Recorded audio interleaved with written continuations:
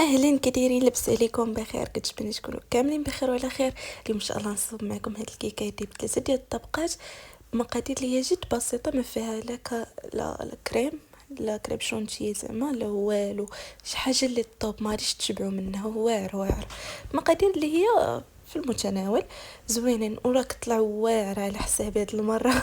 ديما كندير لكم داكشي على حسابي، ولكن هاد المره على حسابي. بالنسبه للمقادير، فيها بيضه وحده وقبيصه ديال الملح، وكنخلطهم مزيان مع سنيده، ومن بعد كنزيد عليهم فانيا كتخلط مع البيض باش ديك السنيده تذوب معاهم شي شويه. وهنايا درت نص كاس ديال الزبده، راه ما فيهاش الزيت، كديروه في بلاصه زيت الزبده، وضروري تكون دايبه. المهم راكم عارفين. هنايا خلطتها مزيان باش يعني حيت كنت يلا مذوبه باقا شي شويه سخونه باش ما طيبش لي داك البيض. المهم هنايا درت الفاني، خلطته عاوتاني مزيان صافي. من بعد درت الفورس. هنايا ديروا كاس ديال الفورس بالضبط، واخا انا ما درتش لكم القياس، ولكن راه كاس ديال الفورس بالضبط، يعني فهمتوا.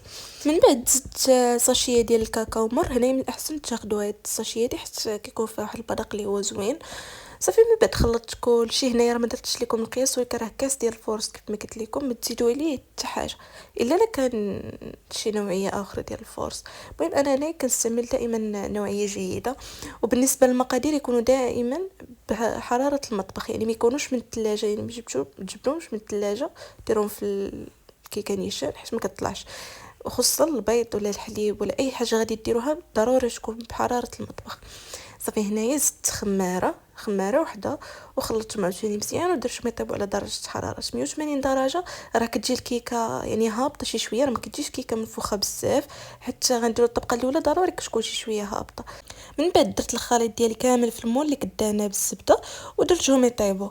هنايا من بعد ما كنديروها طيب كنتسناو حتى تخرج، عاد كديروا ديك الطبقه الاخرى. هنايا سقيت الكيكه من بعد ما خرجت، سقيتها بالحليب والكاكاو، حيت الكاكاو راكم عارفين كيعطي واحد النكهه اللي هي زوينه صافي. من بعد هنايا زدت 4 المعالق ديال السنيده، وزدت 2 ساشيات ديال الفلو كراميل. هنايا الكراميل كتجيبني النكهه ديالو، كتجي واعره صافي. من بعد ما درت الخليط ديالي هنايا فوق العافيه حتى غلى مزيان، وزدت عليهم نص لتر ديال الحليب حيت ما بانش واقيلا في الفيديو.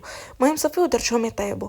هنا من بعد ما غلاو خديت الطحانه ديالي، درت فيها بيمو كبير راكم عارفين هذاك ديال 2 دراهم ديال هيرنيس، ودانون، وزدت ليه داك الخليط وطحنتهم ودرتهم. هذيك كانت هي الطبقه الثانيه درتها تبرد.